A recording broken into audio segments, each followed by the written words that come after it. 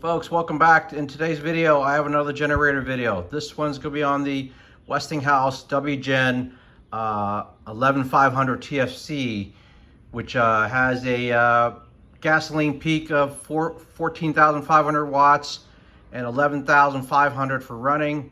And if you're going to use natural gas, which was what I'm going to use, it's going to have a peak of 12,000 watts and 9,500 running. So let me get this thing unboxed and we'll show you some of the features.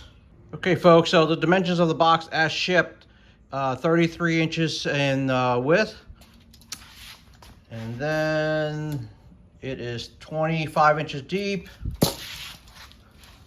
The height of it is approximately 23.5 inches. Okay folks, so this time when I ordered the generator, once again I went to Lowe's and bought it, but I ordered it online. I didn't go in the store. When you go in the store, they can set it to where it's delivered directly from Westinghouse. But since I ordered it on the Lowe's website, all I can do is just either pick up or delivery. And it doesn't, on the delivery part, it doesn't give you the option of having it shipped directly from Westinghouse. So this time it was delivered from Lowe's. Just as a heads up.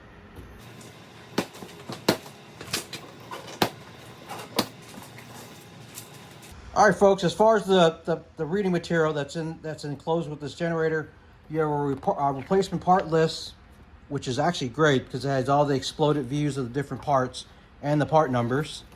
And then also it has a product registration. Make sure you register this. I mean, you're spending this amount of money. Spend the extra 5 minutes, get it registered. It's well worth it. Trust me. Don't ask me how I know. Let's see, what is this? Says if you do a review, you get a cover, but I'm going to use the box because I'm storing my generator in my garage. This one talks about the coin battery that's in the remote for it and how to hazard and all that ingestions in case you have small children. User's manual. It's got all the specs for it. Tells you, spark plug gap, oil type to use, when to do maintenance and whatnot. It's all in here. And there's also a maintenance guide, maintenance schedule. Keep your generator running in top notch. On the back, a quick start guide for you to understand to install the wheels, the foot for the generator and whatnot, how to fill it up, the whole starting procedure, everything's on here. And here's the warranty material to read over. And then as far as the feet, there will be two on one end. Mounts up with these 4 bolts and these 4 nuts. Here is the battery charger that comes with it. You plug this into the wall and this one goes into the generator. And then it has 2 sets of wrenches, 10 mil and 13 mil, 2 of those. This is for taking off the quick connect that's on the regulator. Right there, if you never need to take it off. That's on the regulator for the propane and natural gas hookup. And this tool just slips on right there.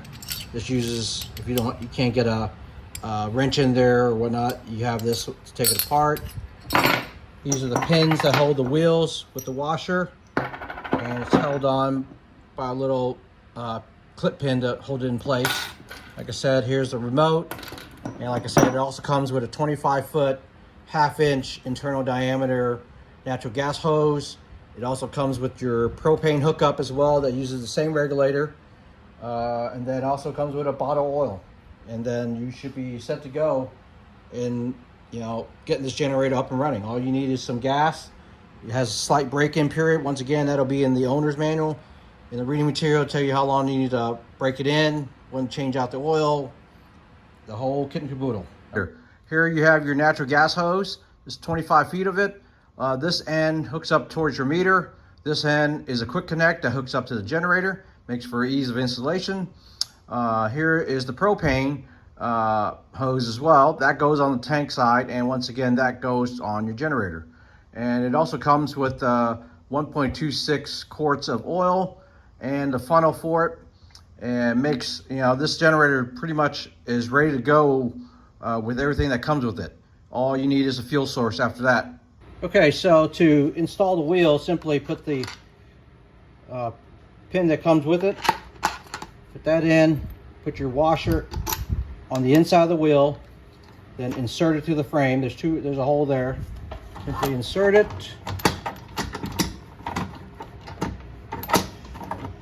Once it's in, use the hitch pin to lock it in place. And just slide it over. Boom. That'll hold the wheel in place. Do the same for the other side.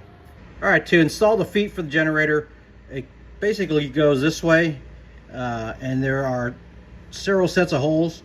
Use the holes that are closest to the frame. As such, even it out, make sure it's in the right spot.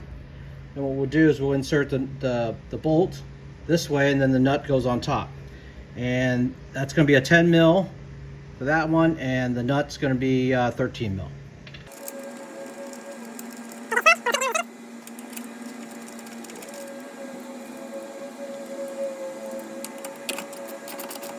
Click, click. German torque, good and tight. Same with the other one. Click, click. Now we'll just go ahead and do the other side. Okay, so you can use the enclosed wrenches as well. Like I said, one end is a 10, the other end is a 13, and there's two of them.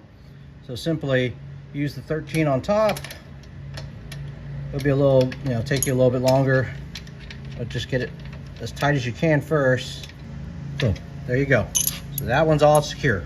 Okay, folks, to move the generator around, has a handle, simply folds up, and it's pretty sturdy, and it helps make moving this thing a breeze, even though this thing is 250 pounds, empty. Okay, folks, here are some of the features on the front panel of this Westinghouse generator. Of course, you have your fuel selector switch. It has an off position, natural gas, propane, and gasoline. Electric start.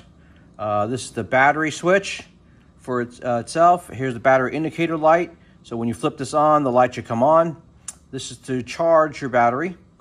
Here are some service lights. One might be for like time to change the oil. It could be low oil even.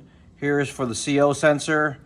It has the breaker switch for the outlets. Here's a data center. Tells you the voltage, the hertz, the hours, and such. Here's a 2 USB ports. We have a 50 amp.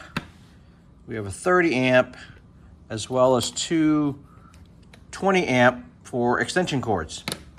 And then down here we have the regulator for your natural gas and propane. It is a quick connect, 1/2 inch in size in diameter. And then over here we have the dipstick to check the oil level. Then below that is the oil drain bolt. So for this this generator, it does not have an actual removable oil filter.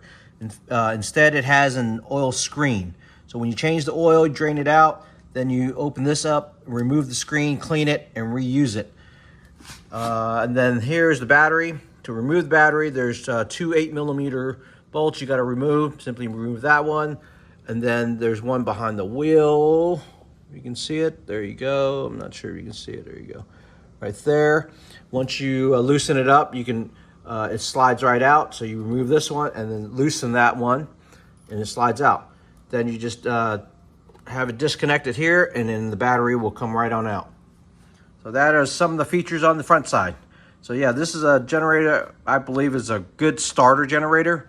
It should handle, I guess, 95% of the households that need it in an emergency use. It should cover a lot of stuff. So I hope this helps, and thanks for watching. We'll catch you on the next one.